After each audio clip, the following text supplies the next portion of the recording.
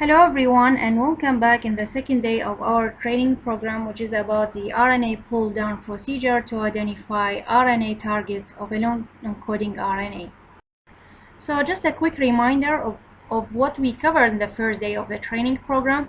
So we mentioned that the RNA pull-down assay is an assay that allows us to identifying the RNA targets of a long non-coding RNA based on the hybridization of homemade design antisense DNA oligonucleotide probes that's specific to long non-coding RNA of interest.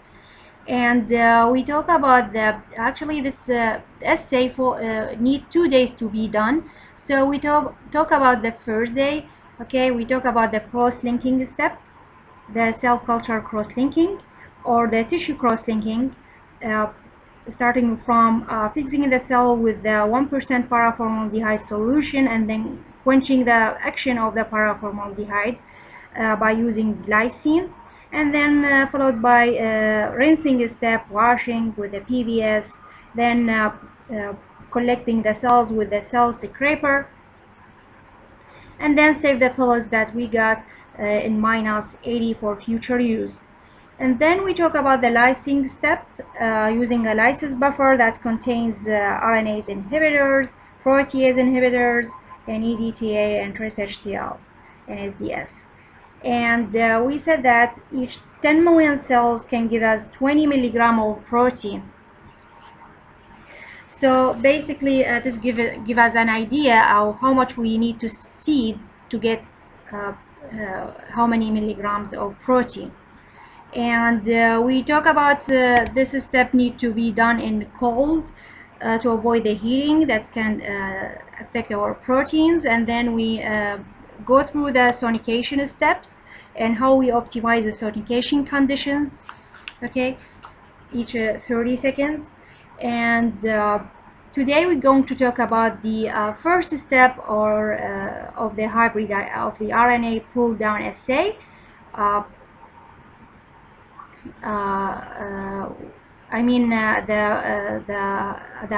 First day of the hybridization step, because the hybridization falls in 2 days. So we're going to talk about the first day of hybridization step, and we talk about the rest of the steps in the next few days. But before we get to that point, we need to tell what is the long non-coding RNA and hybridization and oligonucleotide probes. So the long non-coding RNA are sequences of more than 200 nucleotides without a defined reading frame. Some of them have been shown to be involved in gene expression regulation, not only at the transcriptional level, but also at different steps of RNA co- and post-transcriptional maturation. In the later cases, molecular partners of the long non-coding RNA are RNAs that are to be identified, a method enabling the identification of RNAs associated directly or indirectly with a long non-coding RNA of interest would be essential to develop. So on this slide, we're showing an example of reading a frame. So basically, a reading frame is like a set of consecutive, non-overlapping triplets, where these triplets equate to amino acids or stop signals. Basically, here we have examples of DNA and RNA, and how it start with, like, here we have AUG. Is the open reading frame. So each 3 nucleotide make a codon, like here AUG give us amino acid, the methionine, and so on.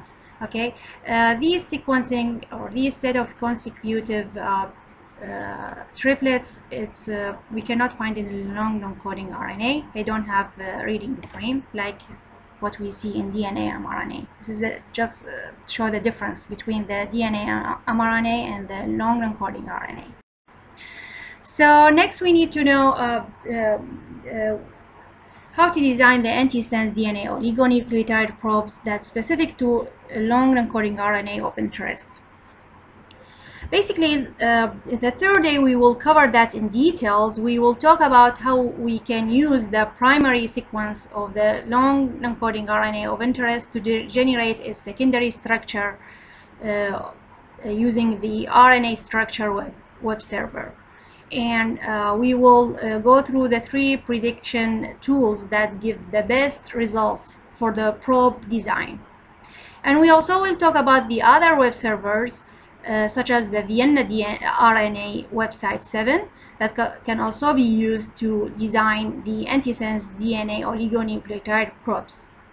And here this is just examples of DNA oligonucleotide probes. So the third day again I will explain that in details, how we use these servers, how we design the probes.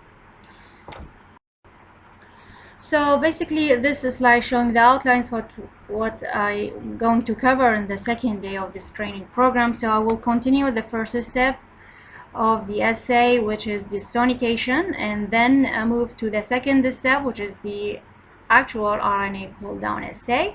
We will talk about the first day only, the hybridization step.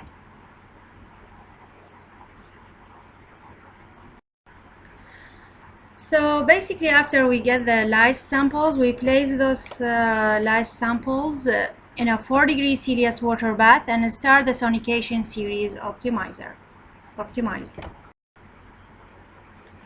So to do the sonication, we have first to optimize the sonication conditions.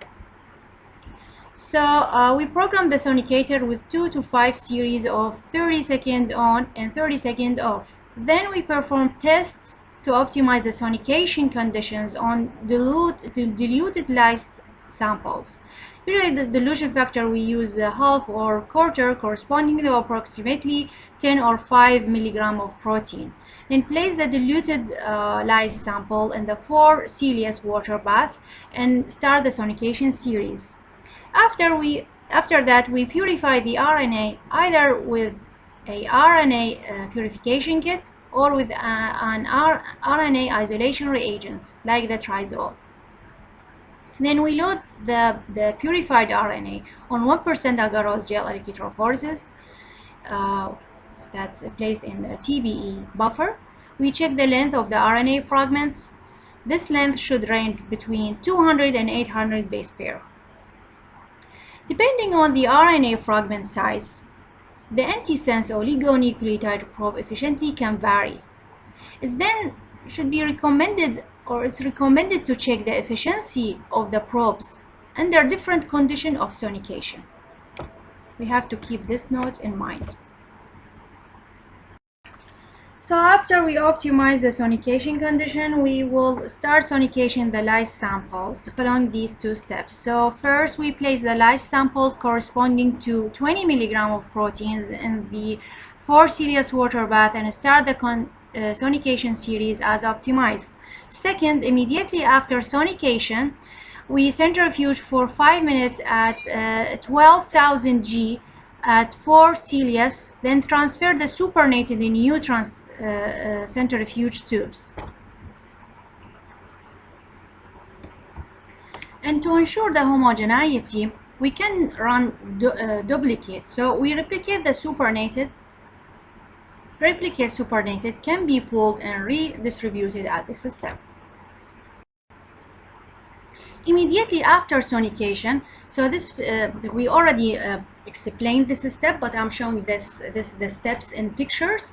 Okay, so I want it to be clear. So we mentioned that immediately after sonication, we need to centrifuge the samples at 12,000 G at 4 Celsius for 5 minutes. Okay, so basically we can do this in the cold room. And then we mentioned that we need to transfer the supernated in new centrifuge tubes. And this is a opener. We just take the supernated out and transfer it to a new centrifuge tubes. Now after we finish the sonication, we can go to go through the RNA pull down assay, which fall, as we said, in 2 days. The first day will be the hybridization step, and the second day will be RNA isolation step. So today we'll be talking about the first day only, the hybridization step. So we start the hybridization by adding 2 volume of hybridization buffer that consists of 50 millimolar tris HCl at the pH 7 and 750 millimolar NaCl, 1 millimolar EDTA, 1% SDS, and 15% furamide added to the supernated collected in tubes after the sonication steps. Then we do vortexing.